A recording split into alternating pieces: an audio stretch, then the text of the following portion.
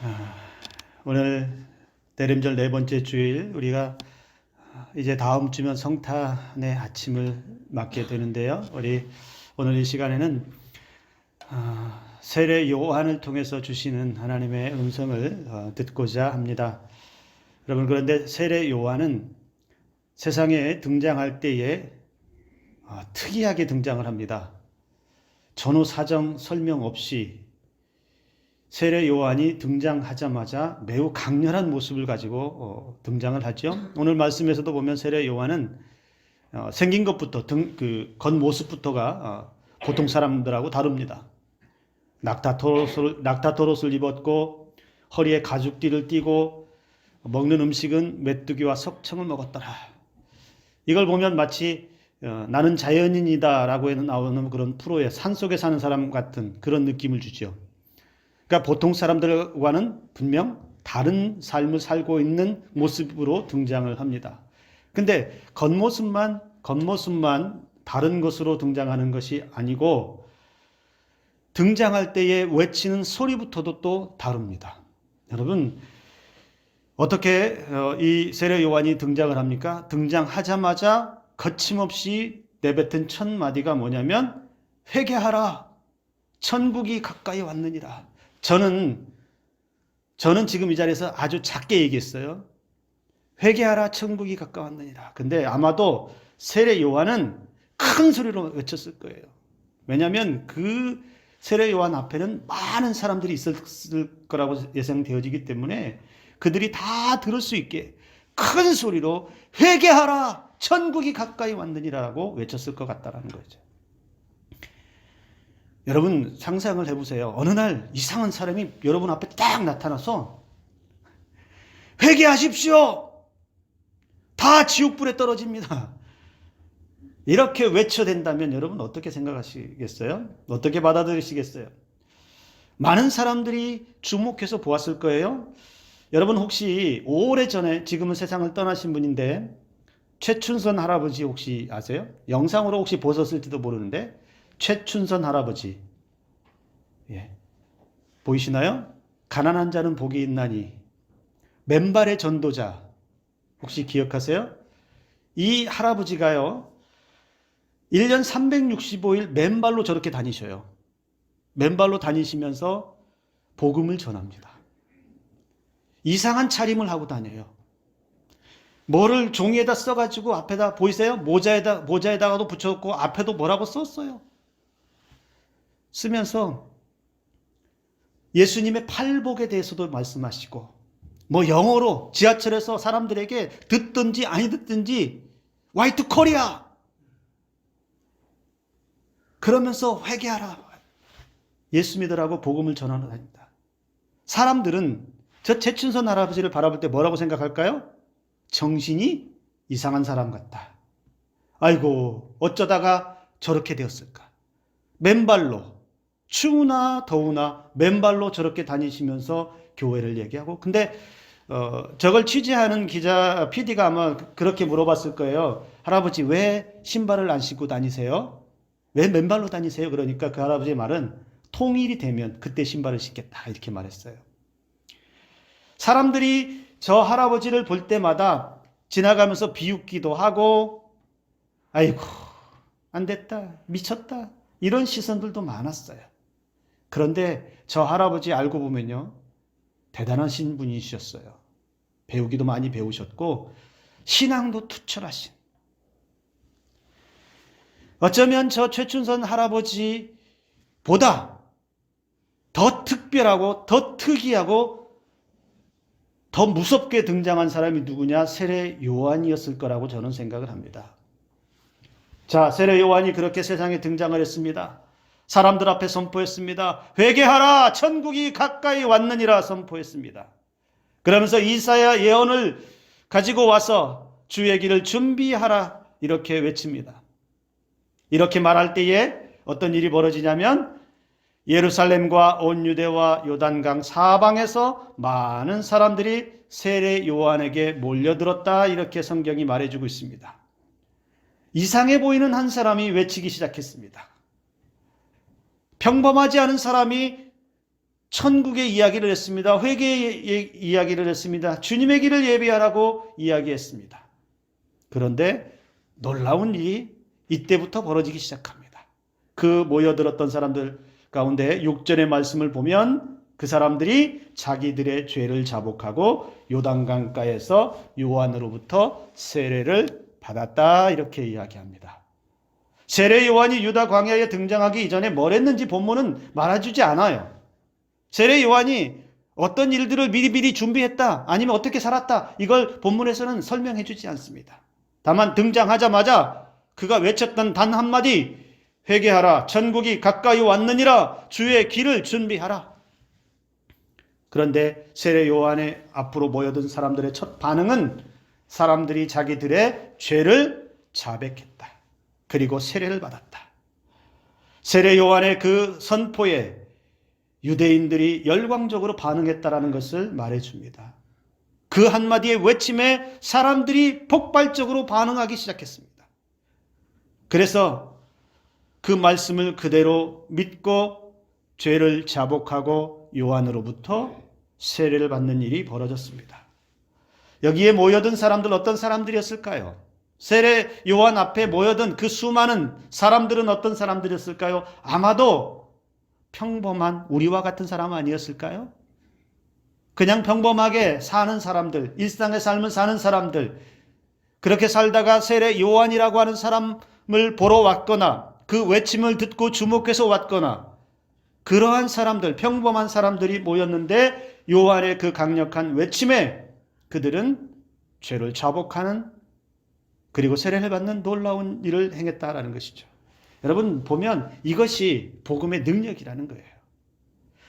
그 한마디 외침에도 사람들을 움직이는, 사람들을 회개케 하는, 사람들을 세례받는 자리로 이끌어가는 놀라운 능력이 복음의 능력이라는 것입니다. 그런데 여러분, 자, 이 장면만 보면은 놀라운 거죠. 교회로 치면 큰 부흥이 일어난 거잖아요. 단 한마디의 복음을 외쳤더니 사람들이 많이 몰려들어서 죄를 자복하고 세례를 받는 일이 일어났다면 여러분 엄청난 부흥이고 엄청난 기쁨의 순간이죠. 그런데 이들과 다른 반응을 보이는 사람들, 다른 부류의 사람들이 함께 등장을 합니다. 사방에서 모여든 많은 사람들과 다른 사람들, 자, 특별히 그 사람들은 콕 집어서 마태가 누구라고 지목을 합니다. 많은 사람들은 어떤 사람들이라고는 말하지 않는데, 자, 오늘 그 지목해서 말하는 사람들이 바리새인들과 사두개인들이라고 지칭을 했습니다. 이 부류의 사람들이 세례를 베푸는 자리로 왔습니다.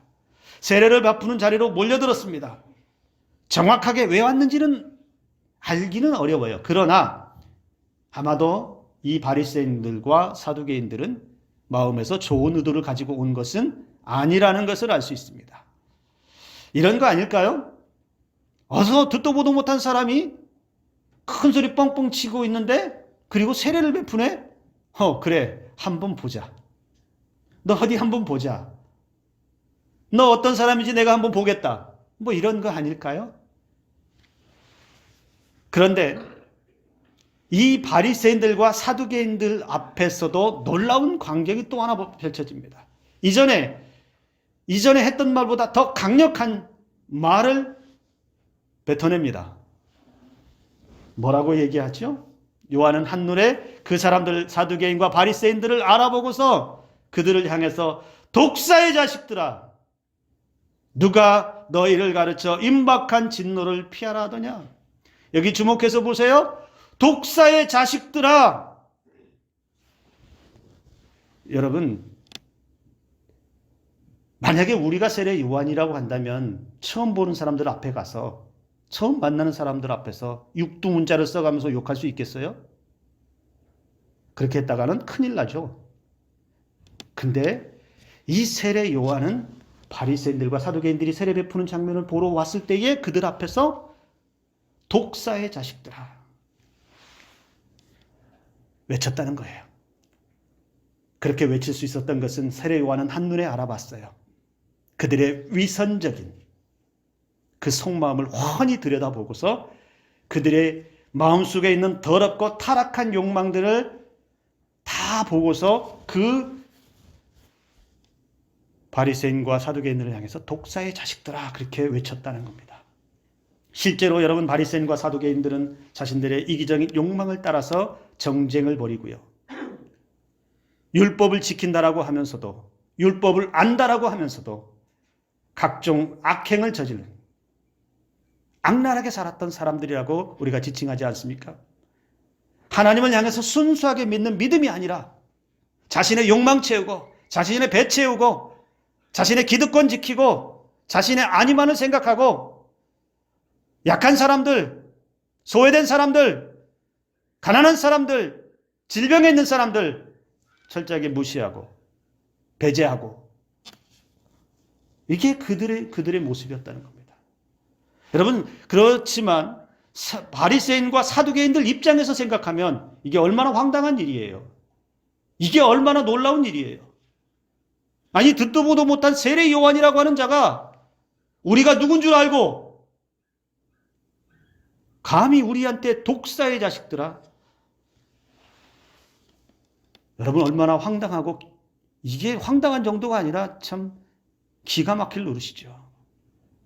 근데 이 바리새인들과 사두개인들은 여러분 평범한 사람들이 아니라 당시 기득권층, 그 시대를 좌지우지할 영향력을 가진 사람들, 정치나 종교나 사회 각 분야, 그 유대인 사회에서 영향력 있는 사람들이었습니다.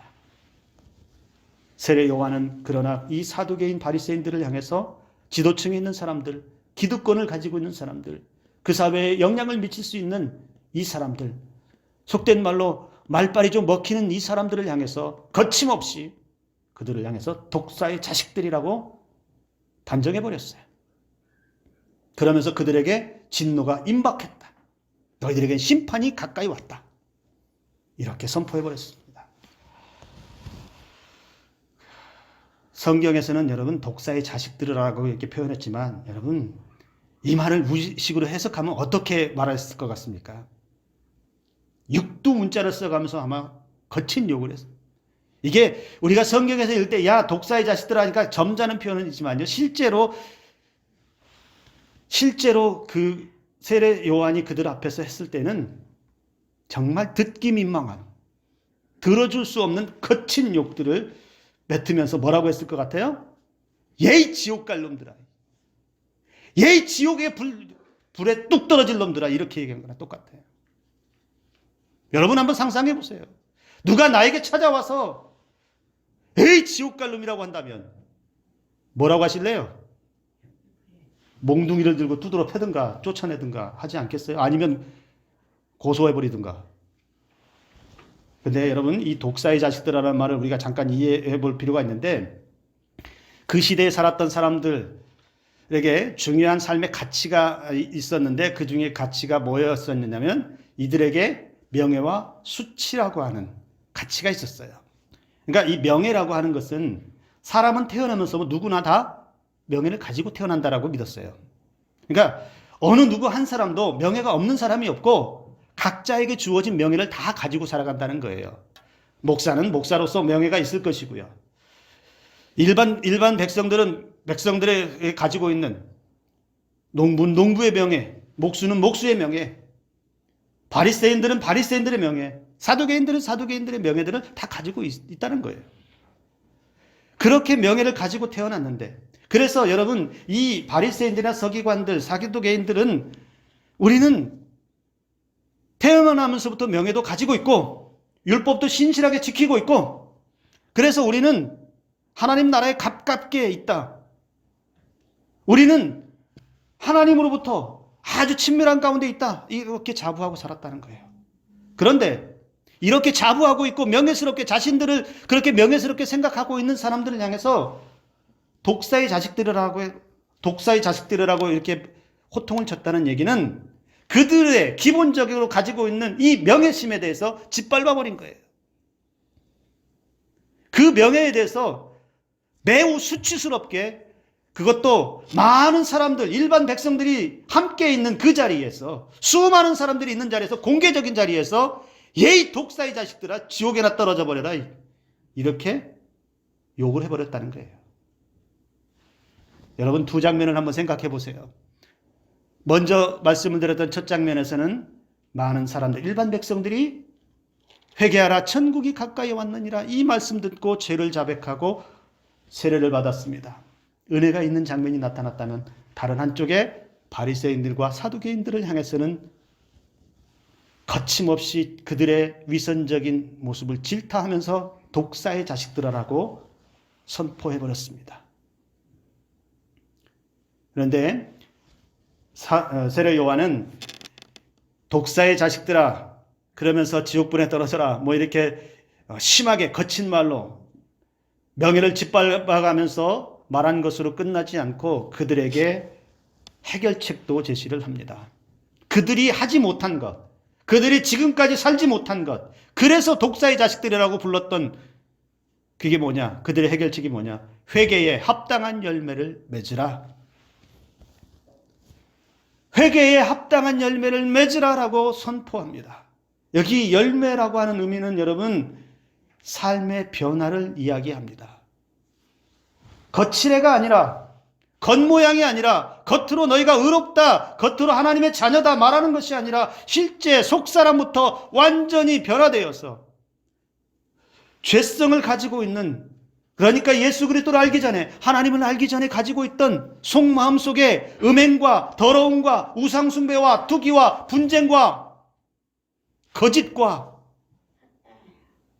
이런 모든 것들을 회개를 통해서 완전히 씻어내 버리고 새롭게 변화된 삶을 살아라 이렇게 말하고 있다는 겁니다. 회개한다고 입으로만 고백하고 입술은 충분히 고백하고 하나님 앞에 마치 내 죄 목록을 아뢰는 것처럼 말로는 회개했는지 모르지만 이 사람들은 실제 삶에서는 회개한 이후의 삶이 전혀 바뀌지 않았다. 전혀 달라지지 않았다.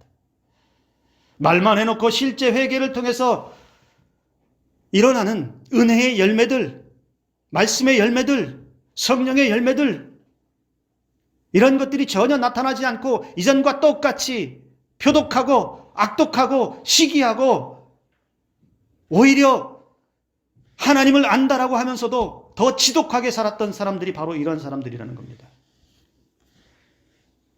세례 요한은 바로 이 사람들이 왜 그렇게 제대로 회개하지 못하고 회개에 합당한 열매를 맺지 못했다라고 생각했을까요? 그 이유를 이렇게 지적했습니다.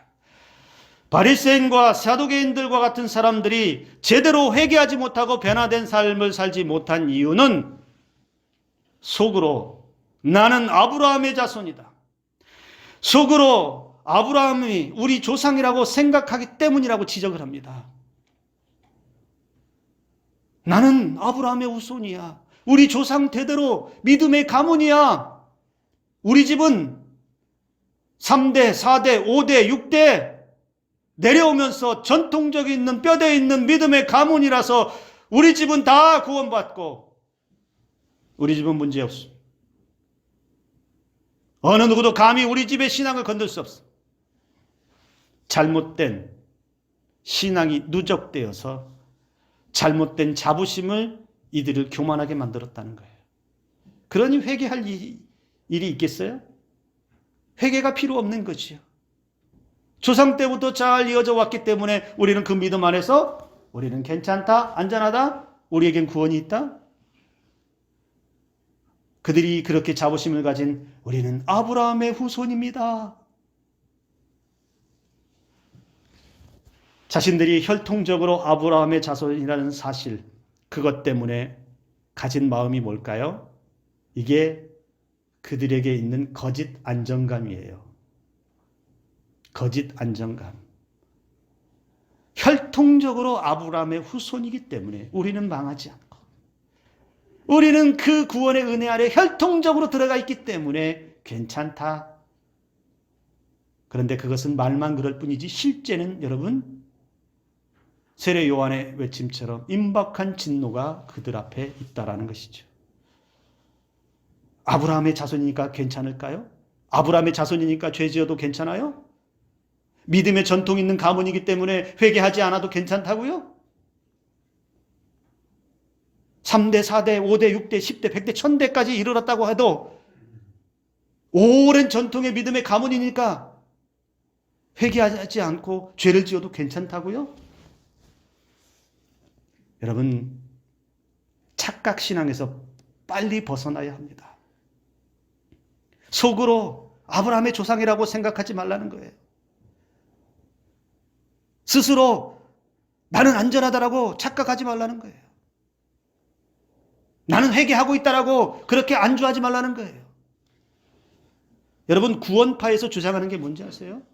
예수 그리스도를 믿으면 그 존재가 완전히 변하기 때문에 이제 살아가는 모든 삶이 의로운 삶이라고 정의해줘요. 그래서 더 이상 변화되려는 노력이 필요 없다라고 얘기해요. 이미 구원받았으니까 변화될 필요가 없다? 이미 구원받았으니까 그대로 살아도 돼요? 죄 짓고 살아도 된다고요? 성경은 언제나 우리에게 믿음과 삶을 강조하고 있습니다. 그런데 구원파에서는요, 구원받은 후의 삶에 대해서 전혀 개의치 않는다라고 얘기해요. 구원만 받으면 괜찮다고요? 아니요, 그렇지 않습니다. 구원받은 백성은요, 더 잘 살아야 돼요. 구원받은 백성은요, 더 철저하게 하나님의 말씀을 지키며 살아가야 됩니다. 구원받은 백성은 철저하게 회개하고 합당한 회개의 열매들을 맺으면서 살아가야 된다는 것입니다. 우리 하나님은 혈통적인 것에, 혈연적인 것에 연연한 분은 아닙니다. 혈통이 어떠하냐, 집안이 어떠하냐, 학연이 어떠하냐, 권력이 있느냐 없느냐, 그 사람이 대단하냐 그렇지 않느냐, 이걸 가지고 하나님은 판단하지 않습니다. 성경의 역사를 보면요, 하나님께서는요, 아브라함의 혈통이 아니더라도, 여러분 지난번에 우리 수요일날 족보를 보았지만 등장하는 인물들 보세요.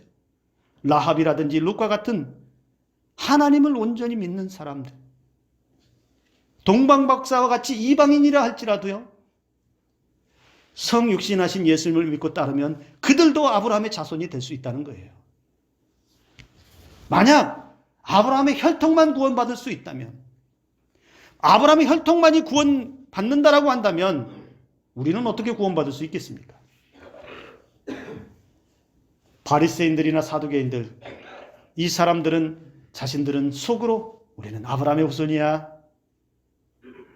그런데 실제 그들의 삶에서는 이스라엘 일반 백성들에게는 삶의 본이 되지도 못했고, 하나님께서 원하시는 실제 삶에서 회개에 합당한 삶의 변화의 열매들도 맺지 못했고, 오히려 사람들로부터 멸시와 조롱의 대상이 되어버렸습니다. 사람들이 비웃는 거예요. 아이고 겉으로는 잘난 척하고, 아이고 겉으로는 뭐 교회 다닌다고 직분 있다고, 아이고 대단한 것처럼 하지만 아이고 너나 잘 살아라, 이거랑 똑같다는 거예요. 사람들은 혈통에 대해 중요하게 여깁니다. 가문에 대해서, 학연에 대해서, 권력에 대해서.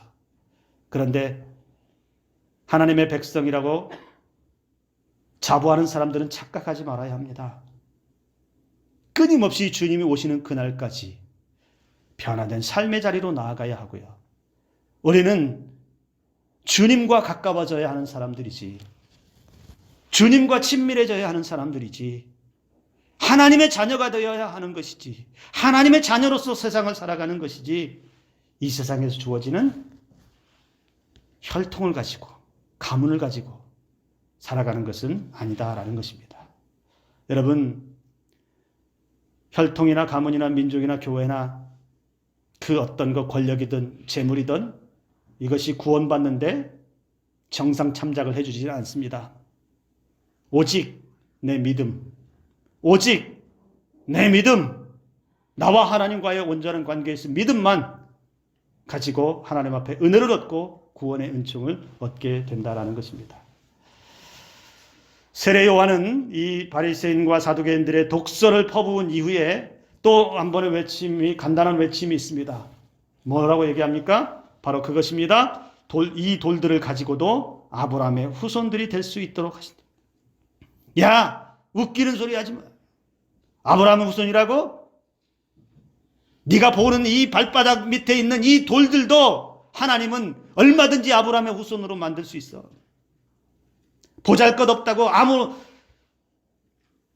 힘도 없다고 그렇게 무시할지 모르지만 하나님께서는 그런 돌조차도 존귀하게 여기시면 아브라함의 후손이 되게 하실 거야. 무슨 얘기예요? 이것도 충격적인 말이에요. 심하게 말하면 아이고 이 돌보다도 못한 인간들아. 거들먹거리지 말라는 거예요. 그렇게 신앙생활하지 말고 그렇게 예수 믿는다라고 살지 말라는 겁니다. 그러면서 세례 요한은 그들에게 경고의 말씀을 전합니다. 오늘 이 말씀은 저와 여러분들도 함께 들어야 할 줄로 믿습니다. 자신들이 아브라함의 혈통이라는 착각에 빠진 사람들에게 세례 요한이 경고하기를 이미 도끼가 나무 뿌리에 놓였다 이렇게 말합니다. 이건 그 사람들을 향해서 말합니다. 너희들 앞에 너희를 심판할 너희를 베어버릴 도끼가 바로 코앞에 있다. 놓여져 있다. 이 말도 여러분 우리는 사실 이 말씀의 의미가 잘 와닿지 않을 수 있어요. 그런데 이 말을 들었던 그 사람들은 이 말을 금방 알아들을 수 있어요. 여기에서 여러분 이 나무는 어떤 나무를 상징하냐면 무화과 나무를 상징을 하는데 이 무화과 나무는 선천적으로 물을 많이 먹는 나무라고 그래요. 물을 다른 식물에 다른 나무에 비해서 몇 배를 더 많이 먹어야 하는 그 대신에 많이 먹는 만큼 열매도 많이 맺는다라고 그래요. 그래서 열매도 자주 열리고 많이 맺는데 그런데 여러분 이 무화과 나무가 물을 많이 먹으면서 다른 나무들이 먹을 것까지 다 많이 먹으면서 열매를 맺지 못하면 어떡할까요? 이 나무는 있으나 마나야죠. 그러면 어떻게 해요? 그 나무는 베어다가 땔감으로 쓸 수밖에 없다는 거죠. 이미 도끼가 나무 뿌리에 놓여져 있다. 이 이미지는요. 그래서 바로 이런 이미지가 있다는 거예요. 다른 사람들에게 피해를 다 주면서 신앙인이라고. 자기 배는 다 채우고 이기적으로 살면서 사람들을 아프게 하고 다치게 하고 하면서 자신은 신앙의 열매는 하나도 없고 사람들에게 악영만 끼친다면 어떻게 될 것 같아요? 그건 도끼로 찍어서 그냥 땔감으로 쓰는 것이 낫다라는 것이죠. 회개에 합당한 열매를 맺지도 못하고 세상의 조롱거리로 변해버린 세상에서 멸시와 비판을 받는 그런 신앙을 사는 사람들에게 주시는 강력한 경고의 메시지입니다. 언제든 도끼에 배임을 당할 열매 없는 무화과 나무와 같은 사람들이 바로 너희들이다. 그래서 너희들 눈앞에 봐라. 눈앞에 너희들 벨 도끼가 놓여져 있다. 이게 얼마나 무시무시한 얘기게. 나의 회개에 합당한 열매를 맺지 못하는 삶 때문에 나에게 심판할 나를 베어버릴 도끼가 내 눈앞에 있다면 이게 얼마나 무서운 일이겠어요. 언제든지 그 도끼를 들어서 나를 심판하시겠다고 한다면 이 경고의 메시지가 우리의 가슴에 맺혀야지. 신앙인 중에서도 회개에 대해서 무감각한 사람들이 많습니다. 앞에서도 말씀을 드렸지만 오랫동안 신앙생활했다고, 나는 모태신앙이라고, 나는 지금까지 예배에 한 번도 빠진 적이 없다고, 나는 교회에서 직분을 받았다고 자만하고 착각하면 안 됩니다. 회개에 합당한 열매는 곧 구원받은 자의 삶으로 이어져야 한다는 것입니다. 그래서 구원받은 은혜를 잃어버리지 않도록 매일 삶에서 힘써야 합니다. 마치 우리가 목적지를 정해두고서 그 목적지를 향해 가다가 중간에 다른 길로 빠지지 않고 한눈 팔지 않고 길을 잃지 않고 끝까지 주님 앞으로 달려나가기 위해서는 우리가 구원받은 은혜의 감격 잃어버리지 않도록 늘 끊임없이 잘못된 것은 돌이켜보고 잘못된 삶에서 다시 돌아와서 주님이 그래 너 열심히 잘 살고 있구나. 착하고 충성된 종아. 너의 삶이 정말로 진솔하구나. 우리 주님이 그렇게 칭찬하는 은혜가 저와 여러분들에게 있기를 주님의 이름으로 축복합니다. 나는 구원받았으니까, 우리 집은 구원받았으니까, 이 생각 들 때 조심하시기 바랍니다. 심판의 도끼가 우리 앞에 놓일지 모릅니다. 회개라고 하는 것은 하나님의 은혜를 받는 가장 확실한 통로가 됩니다. 회개는 하나님 앞으로 가까이 가는 지름길이 됩니다. 회개는 변화된 삶으로 가는 또 하나의 지름길이 됩니다. 오늘 저와 여러분들에게 주시는 이 말씀이 대림절 마지막 네 번째 주일을 보내면서 우리의 가슴에 새겨서 세례 요한의 그 외침대로 우리의 삶에서 회개에 합당한 열매들이 매일 삶에서 맺혀질 수 있기를 주님의 이름으로 축복합니다. 지금 내 신앙에서 맺은 열매는 무엇입니까? 여러분의 신앙에서 맺혀져 있는 신앙의 열매는 무엇입니까? 주님으로부터 여러분은 어떤 열매를 맺었습니까?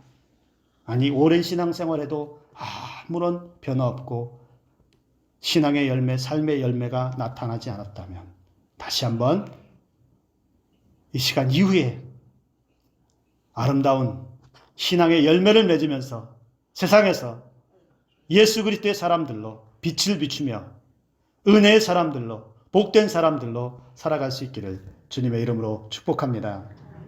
기도하겠습니다.